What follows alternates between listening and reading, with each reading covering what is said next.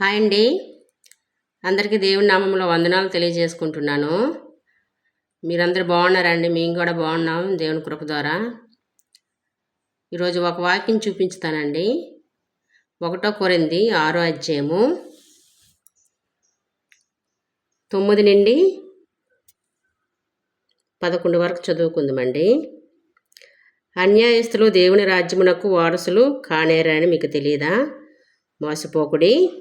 జారులైన్ను, విగ్రహారాధకులైన్ను, వ్యభిచారులైన్ను, ఆడంగతనము గలవారైన్ను, పురుష స్వయోగులైన్ను, దొంగలైన్ను, లోబులైన్ను, త్రాగుబోతులైన్ను, దూసుకులైన్ను, దోసుకునివారైన్ను దేవుని రాజ్యమునకు వారసులు కానేరరు. మీలో కొందరు ఎట్టివారై ఉంటిరి, కానీ ప్రభువైన యేసుక్రీస్తు నామమును మన దేవుని ఆత్మయందును మీరు కడగబడి పరిశుద్ధపరచబడిన వారై నీతిమంతులుగా తీర్చబడుతురి. మనమందరం కూడా అలాంటి వాళ్ళమే కదండి. కానీ యేసుక్రీస్తు నామమును మన దేవుని ఆత్మయందును మీరు కడగబడి పరిశుద్ధపరచబడిన వారై నీతిమంతులుగా తీర్చబడుతురి. ఆల్రెడీ యేసుక్రీస్తు చిందించిన రక్తం ద్వారా మనం నీతిమంతులు అనుకొని బైబిల్ చెప్తుంది. నేనేం చెప్పట్లేదు కదండి, బైబిలే కదా చెప్తుంది. ఇంకొక వచనం చూసుకుందాం. రోమాపత్రిక రోమా 4:25 ఉంటుందండి.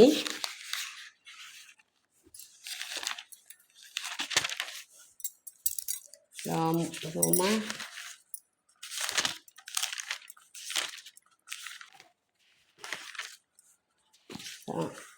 4:25.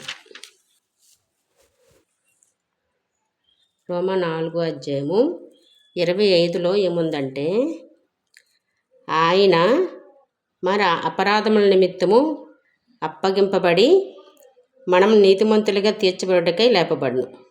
ఆల్రెడీ మనం చేసిన పాపములు బట్టి, దోషములు బట్టి, మనం చేసే అపరాధములు బట్టి యేసుక్రీస్తు సిలువలో మరణించడం ద్వారా మనము నీతిమంతులమని చెప్తుంది బైబిల్.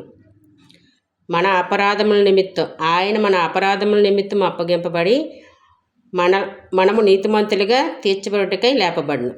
ఆల్రెడీ యేసుక్రీస్తు చిందించిన రక్తం ద్వారా మనము నీతిమంతులుగా చేయబడ్డా, నీతిమంతులుగా కడగబడ్డా ఆయన యొక్క కృప ద్వారా. నిజంగా మనము మన యొక్క క్రియల ద్వారా కాదండి, మన యొక్క పనుల ద్వారా కాదు, యేసుక్రీస్తు చిందించిన రక్తం ద్వారా కడగబడి నీతిమంతులుగా చేయబడ్డా. చూస్తారండి, ఇది ఇక్కడ పరిశుద్ధ గ్రంథం అని ఉంది.